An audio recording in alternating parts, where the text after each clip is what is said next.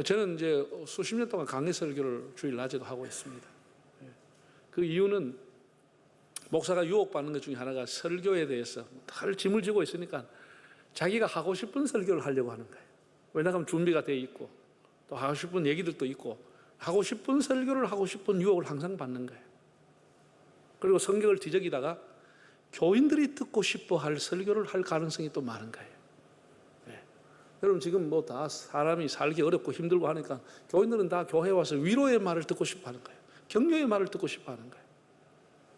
이 교인들의 여론에 의해 가지고 설교가 이제 정해지기 가능성이 굉장히 많은 겁니다. 이런 것이 한국 교회를 힘들게 하는 겁니다. 우리가 예배는 위로받으려고 오는 게 아닙니다. 이 시대에 하나님이 내게 주시는 말씀, 하나님의 음성, 하나님의 뜻을 우리가 얻기 위해서 오는 건데 내가 듣고 싶은 말을 들으려고 한다고 하는 이 자체가 굉장히 잘못된 겁니다. 이것이 사람들로 하여금 계속해서 영적인 어린아이로 만들고 성장하지 못하게 하는 거예요. 계속해서 위로의 말만 듣게 되면 그 사람이 어떻게 성장하겠습니까? 우리는 설교를 통해 가지고 우리의 양심이 따끔하게 질책을 받고 우리 영혼이 흔들리고 내 삶이 흔들릴 정도로 하나님 말씀 앞에 우리가 서야 되는데 늘 좋은 말로 위로해 주면 그럼 무슨 예배의 의미가 있겠느냐, 그런 생각을 저는 하게 됩니다. 그래서 교인들이 듣고 싶은 말, 목사가 하고 싶은 말, 그건 아니다는 생각을 오래전에 하게 돼서 강해 설교를 하게 됩니다. 강해 설교의 특징은 뒤적뒤적 하다가 하는 게 아니고 다 정해져 있습니다. 본문은 다 정해져 있습니다. 그 다음 주까지도 대충 본문이 다 나와 있습니다. 그동안 기도하고 더 묵상하고 더 원어를 공부하고 해서 교인들에게 더 깊이 있는 말씀을 전하려고 준비하면 되지, 본문을 뭐로 할까, 주제를 뭐로 할까, 그런 것은 그 2차의 문제가 되는 겁니다.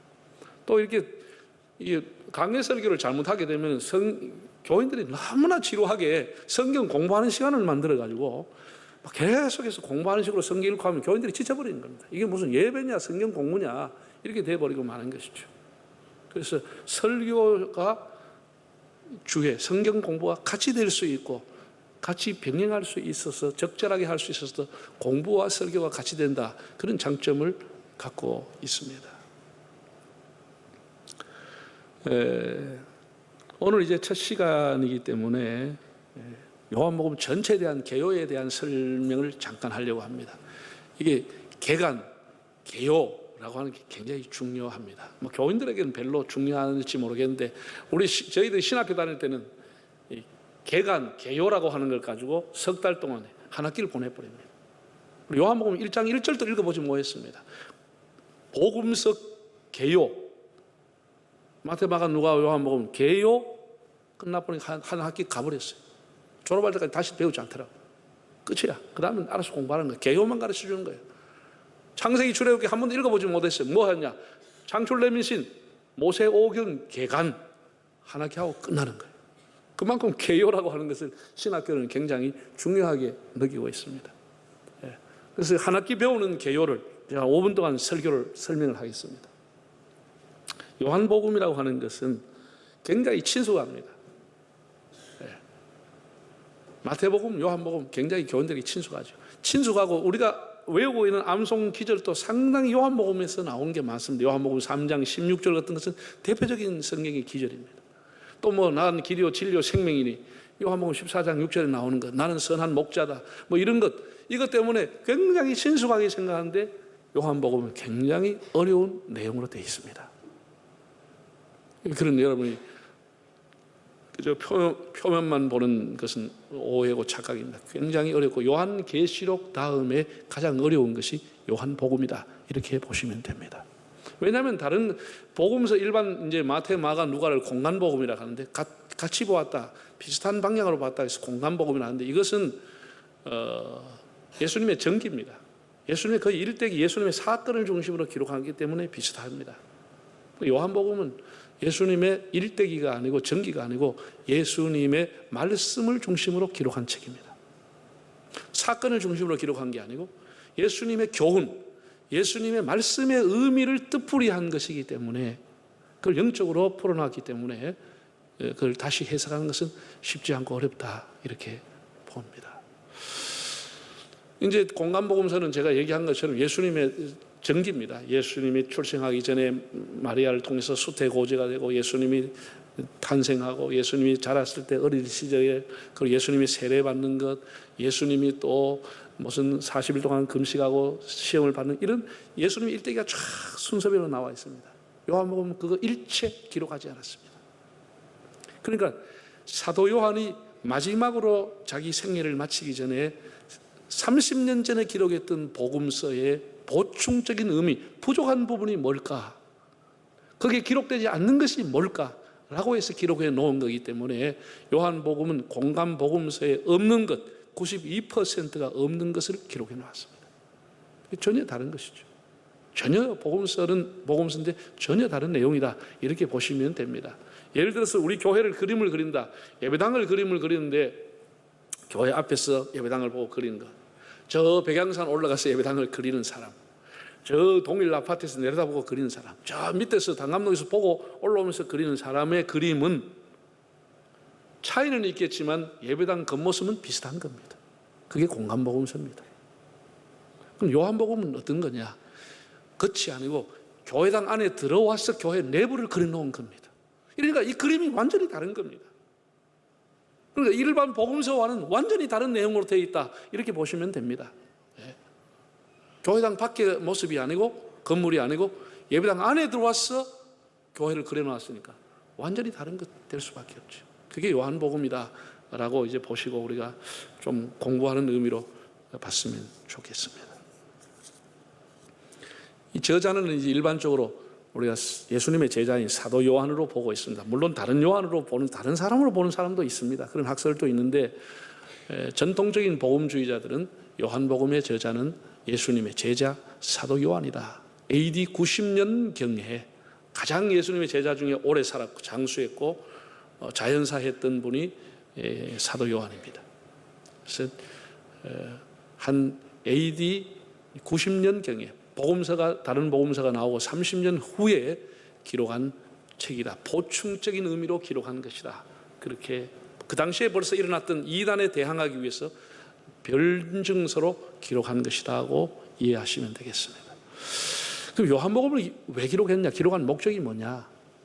요한은 명백하게 이 요한복음을 기록한 목적을 밝혀놓았습니다. 이것은 요한복음뿐만 아니라 성경 전체를 기록한, 신구약에 기록한 목적이 뭐냐와 동일한 겁니다. 요한복음을 기록한 목적이 뭐냐? 화면을 보겠습니다. 요한복음 20장 30절 31절 읽어보겠습니다. 예수께서 제자들 앞에서 이 책에 기록되지 아니한 다른 표적도 많이 행하셨으나 오직 뭐하는 것은 오직 이것을 기록한 목적이 뭐냐? 첫째, 너희로 예수께서 하나님의 아들 그리스도이심을 믿게 하려 함이에요. 두 번째는 그 이름을 힘입어 생명을, 영생을, 구원을 얻게 하려 함이라. 두 가지 목적을 가지고 기록했다는 거예요. 이것은 요한복음뿐만 아니라 성경 전체를 기록한, 성경에 기록한 목적이 뭐냐? 첫째는 예수가 하나님의 아들이라고 하는 것, 예수가 메시아 그리스도라고 하는 것, 그걸 믿게 하기 위하여.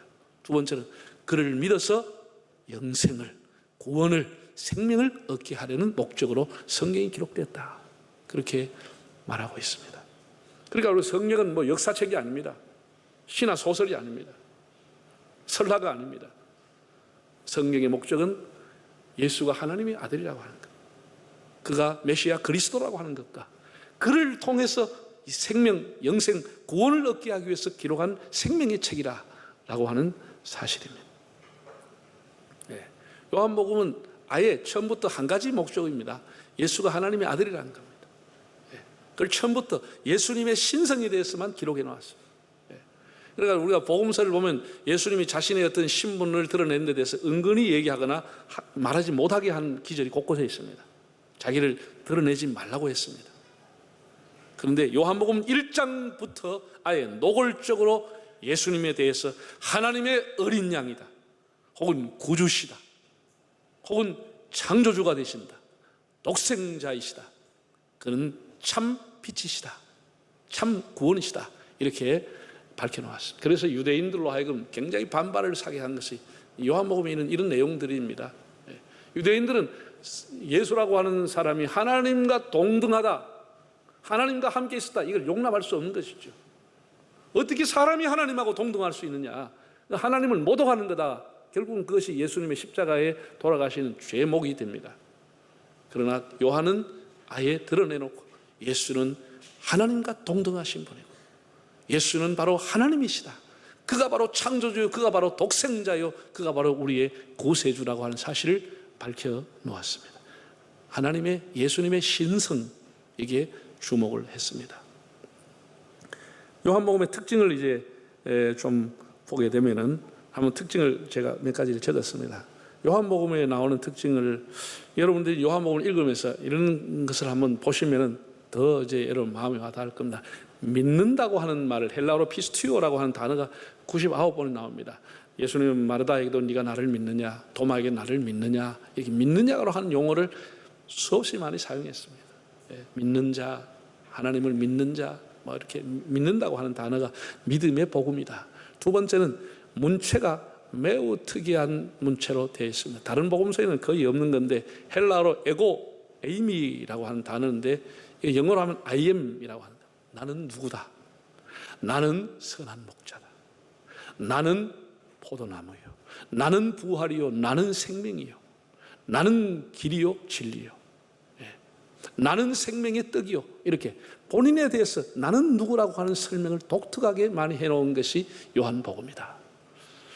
그리고 세 번째는 영어로 L이라는 표현을 했는데 3L, 생명이라고 하는 단어, 사랑이라고 하는 단어, 빛이라는 단어가 각각 한 200번씩 나오고 있습니다.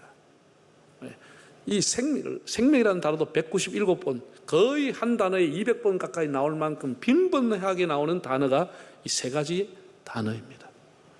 마지막으로 요한복음은 대화의 책이라고 불려집니다. 요한복음 1장에 보면 나다나엘과의 예수님과의 대화가 나옵니다. 3장에 보면 니고데모와의 대화가 나옵니다. 4장에는 사마리아 여인 우물가에서 대화하고 있습니다. 8장에 보면 가늠하다 현장에 잡힌 여인과 짧지만 예수님이 대화를 했습니다. 11장에 보면 마르다와 대화를 하고 20장에 보면 도마와 대화하고 21장에 베드로와 대화하는 내용이 나와 있습니다. 그래서 그 어느 책보다도 대화의 책이라 이렇게 우리가 불려질 수가 있습니다. 제가 이제 얘기한 요한복음의 이 특징을 가지고 여러분들이 이제 집에 가서 시간이 나는 대로 요한복음을 한번 읽어보십시오. 읽어보시면은 이 단어가 툭툭 튀어오르고 이런 의미가 요한복음 특별하게 있구나라고 하는 것을 더 깨달을 수 있을 겁니다. 사도 요한은 처음부터 예수님이 누구시냐에 대해서 아예 선언을 해버렸습니다. 설명을 하지 않고 예수님이 누구냐. 자, 1장 1절과 2절 읽어볼까요? 태초에 말씀이 계시니라. 이 말씀이 하나님과 함께 계셨으니 이 말씀은 곧 하나님이시니라. 그가 태초에 하나님과 함께 계셨고, 태초에 말씀이 계셨다는 거예요. 이거를 말씀이라고 하는 것을 아주 의인화, 아주 존칭어를 사용했습니다. 말씀이 계시니라. 엔아르케 로고스, 헬라어로. 아르케 태초에, 로고스 태초에, 엔 로고스, 말씀이 계셨다. 말씀이 계셨다. 참 독특한 용어를 그가 도입하면서 장엄하게 태초에 말씀이 계셨다라고 선포를 했습니다. 그 왜 존칭을 썼냐? 이 말씀이 바로 예수님이기 때문에 그렇게 한 것이지요. 예수님이 누구냐라고 하는 데 대해서 요한은 태초 이전부터 계신 분이다. 태초 이전부터. 모든 시간의 시작은 태초로부터 시작이 되죠. 역사는 태초로부터 시작이 됩니다. 그런데 태초 이전부터 말씀이 계셨다라고 하는 거예요. 세상이 태동되기 이전에 계셨던 말씀, 로고스, 그가 바로 예수라고 하는 사실입니다. 이 헬라 철학에서 로고스라고 하는, 당시에 로고스라고 하는 단어는, 로고스는 헬라 말인데 그냥 그리스 말로서 말 혹은 말씀으로 번역이 되는데 그냥 말씀이 아니고 궁극적인 진리, 헬라 철학에서 말하는 이 지상에서 최고의 진리가 로고스라고 하는 거예요. 궁극적인 진리, 최고의 진리가 로고스라고 하는 거예요. 그래서 이 태초 이전부터 계셨던 궁극적인 진리, 최고의 진리가 예수라고 하는 것을 이렇게 로고스라는 단어를 가지고 사도 요한이 설명을 하고 있는 것입니다. 그것을 엔 로고스라고 했어요. 엔이라고 하는 것은 이 미완료 과거형인데, 시제가 미완료 과거형입니다. 미완료 과거형이라고 하는 것은 과거에도 계셨고 지금도 계신다, 그 얘기입니다. 예? 과거에 일어나는 사건이지만 한 사건으로 끝난 것이 아니고 그 사건의 영향과 결과가 지금까지도 이어지고 있다. 이걸 쓸 때 과거 시제를, 과거 완료형을 쓰는 겁니다. 미완료 과거형을 쓰는 겁니다. 예수님께서 예를 들어 십자가에 돌아가셨다. 2000년 전의 사건이지만 그 사건은 지금도 우리에게 유혹하고 지금도 영향을 주고 있다. 미완료 과거형으로 사용하는 거죠. 그런 의미입니다. 이전에도 계셨고 태초에도 계셨고 지금도 계신 분이다, 그 얘기입니다. 로고스. 예수님은 어떤 분이냐? 무시무종한 분이에요. 시작도 없고 끝도 없는 분이죠. 우리가 그거 외에는 표현할 수 있는 길이 없어요. 예수님의 시간에 대해서 무시무종한 분이에요. 이것을 요한이 어떻게 소개했냐? 태초부터 말씀이 계셨다라는 거예요. 그러니까 태초 이전부터 계시는 분이 말씀으로 계셨다라는 거예요. 계셨다라는 거죠. 태초 이전부터 예수님은 계신 분이다. 두 번째, 이 예수님은 그럼 뭘 하셨느냐? 3절을 한번 읽어볼까요? 3절에 만물이 그로 말미암아 지은 바 되었으니 지은 것이 하나도 예수님이 없이는 된 것이 없다라는 거예요. 여기 그라고 하는 것이 예수님인 것이에요. 만물이 예수님으로 말미암아 지은 것인데 지은 것이 하나도 예수님이 없이는 된 것이 없다라는 거예요. 여기 그라고 하는 게 예수님이에요. 예수님이 없이 된, 예수님이 창조주라는 것이, 예수님은 피조된 사람이 아니고 창조주라고 하는 사실을 밝혀놓은, 그가 없이는 된 것이 없느니라. 이 되다고 하는 것을 헬라로 기노마이라고 하는데 무엇의 원인이 되다는 동사입니다. 무엇의 원인이 되다, 이유가 되다. 예수님은 없이는, 예수님의 원인이 없이는 어떤 결과가, 창조물이라는 결과가 만들어질 수 없다는 것이죠. 예수님은 피조물이 아니고 창조주라고 하는 것. 그 만물을 말씀으로 지었다는 거예요. 말씀으로.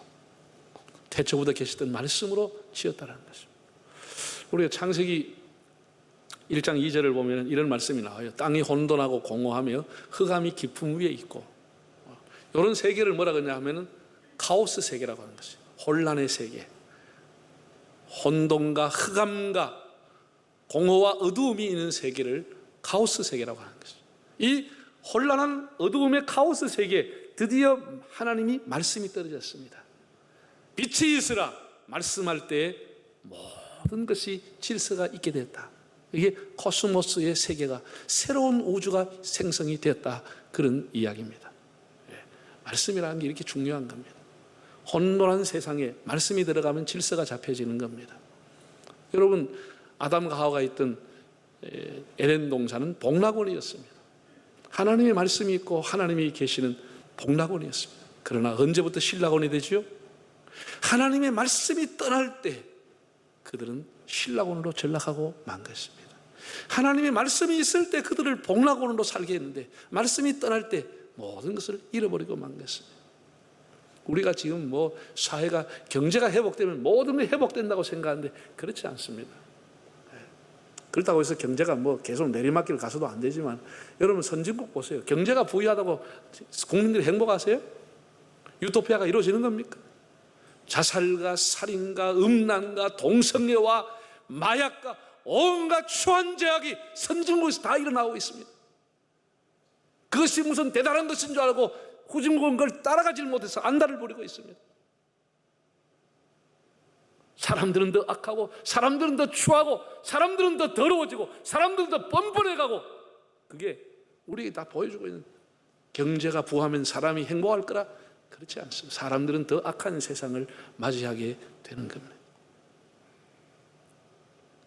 우리는 오히려 가난했던 시절, 그래도 그때가 양심이 있었고, 그때는 그래도 아리위가 있었고, 지금은 더 타락한 시대가 되었다고 모두가 다 이구동성으로 말하고 있지 않습니까? 네? 경제가 회복되면 다 회복된다, 천만의 말씀입니다. 여러분, 하나님을 떠나면 모든 것을 갖추고 있어도 하나님을 떠나는 인생은 이와 같이 혼돈의 카오스의 세계로 들어가는 겁니다. 제가 아주 비유를 하면 하나님을 떠난 인생은 폐가와 같습니다. 폐가, 버려진 폐가. 그 폐가는 나중에 흉가가 되고 마는 것입니다. 예. 우리가 지금도 얼마든지 시골에 가면 사람이 인적이 드물고 안 사는 폐가가 지금 버려져 있는 집들이 많습니다. 그 하룻밤 자고 싶은 생각 누가 하겠습니까? 버려진 집입니다. 제가 고향에 제가 고등학교 다닐 때 큰 댐이 들었었습니다. 그 댐 공사를 한 6, 7년이나 했습니다. 그 제 옆에 있는 짝들이 고향을 다 잃어버린 거예요. 걔들이 다 거기서 통학하고 나오는데 그게 다 수몰 지역이 돼가지고 집단 이주를 국가에서 강제적으로 그때는 집단 이주를 시게 새 동네를 만들어서 거기 텄다가 글로 가라고 다 쫓아내버린 거예요. 그래가지고 하루아침에 고향을 잃어버렸어요. 그래서 새 동네 입구에 가면 뭐라고 보였나? 망향비가 있어. 우리 옛날에 어디에서 살고 어떻게 살다가 여기 와 집단으로 와 살고 있다. 수몰민이다. 이렇게 망향비라는 입구에 가면 가 있어. 제가 얼마 전에 작년에 저작년에 밀양댐 한번 넘어가면서 보니까 밀양댐 그 위에도 망향비가 하나 서 있더라고. 거기도 많은 수몰민들이 여기서 몇 가구가 어떻게 살았다. 이렇게 적혀 있더라고. 예? 이 사람들이 하루아침에 고향을 다 잃어버린 거예요. 고향 다 잃어버렸어요. 그래서 몇 년이 지난 이후에 그 댐이 이제 만들어지면 서서히 이제 물이 차고 들어갑니다. 물이 차고 한꺼번에 그 막 5개 면인가 6개 면이 딱 들어가는데 한꺼번에 물이 채워지지 않고 이제 계속 물이 차는데 차만 또 흘러가고 차만 흘러가고 그러죠. 저보고 친구가 우리 고향에 한번 가보자. 우리 집이 어디 됐는지 뭐 떠내려 갔는지 어디 됐는지 모르겠다. 이래가지고 가봤더니 세상에 물이 다 안 차올랐어요. 물은 다 안 차오르는데 나는 집을 다 부숴버리고 새로만 한다 할 때 집이 그대로 있어. 집이 그대로 있는데 물이 이제 점점 차고 올라오는 거예요. 이 집은 보니까 언덕이 있는데 집이 그대로 있어. 저 살던 집이 안방 아래채 뭐 외양간 계집까지 그대로 있어. 그 석가래는 무너져 버리고 기둥 다 무너졌는데 집 형태는 그대로 있어. 그대로 있어. 지금도 선해요. 거기에 우물도 있어. 그 7남매 8남매가 그 우물물을 먹고 자라고, 그 옆에 있는 대추나무 감나무 가을 되면 거기서 한강줄이 따가지고 그걸 먹었을 거고, 네? 거기에 화단, 그 물을 주고 꽃을 펴가지고 꽃이 피기도 하고 지기도 하고 했던 그 화단에 가시덤불이 꽉, 자풀이 꽉 쳐있어. 이게 폐가라고 하는 거예요. 하나님을 떠난 인생의 인격과 마음은 이런 폐가가 되는 거예요. 다 가시덤불이 그를 덮어버리고 하는 것이죠. 인생의 꽃이 피지 않습니다. 행복의 향기가 피지 않습니다. 어디서 이름 모를 자풀과 가시덤불 엉겅기가 꽉 그를 덮고 기둥과 석가래는 다 무너지고 흉가가 되고 쓰레기통이 되어가는 것이 하나님을 떠나고 말씀을 떠난 인생의 모습인 것입니다.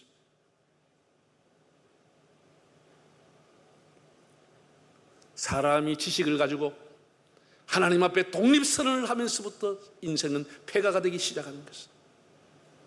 그 사람이 가지고 있는 지식, 그 사람이 가지고 있는 철학, 그 사람이 가지고 있는 과학, 그것 공허하게 되는 것입니다. 그래서 사람들은 다시 하나님 대체하는 신을 권력으로 삼기 시작한 것이, 하나님을 대체하는 신으로 지식을 삼기 시작하고 하나님을 대체하는 신으로 사랑을 섬기게 되고 사랑의 신을 섬기게 되고 명예욕을 섬기게 되고 물질을 하나님 대신으로 섬기게 되면서 사람의 마음은 점점 폐가가 되고 흉가가 되어가는 것입니다. 우리가 이번에 요한복음 강해를 통해서 우리 마음에 다시 인생의 집을 건축할 수 있기를 바랍니다. 다 우리 허물어졌던 집을 청소하고 다 새로 단장하고 하나님의 말씀이 내 안에 들어올 때 하나님의 말씀에서 내 마음이 새로워지는 것이지 그가 없이는 되어지지 않습니다. 그가 없이는 어떤 사람도 새로운 피조물이 될 수가 없는 것입니다. 예수 그리스도와 그의 말씀을 통해서 우리의 인생의 집을 새롭게 건축하는 기회가 되기를 바랍니다. 예수님은 로고스, 궁극적인 진리요 최고의 진리다. 그는 태초 이전부터 계신 분이고 그리고 만물도 다 그분이 만드셨다고 하는 이 사실을 사도 요한이 서두에서 밝혔습니다.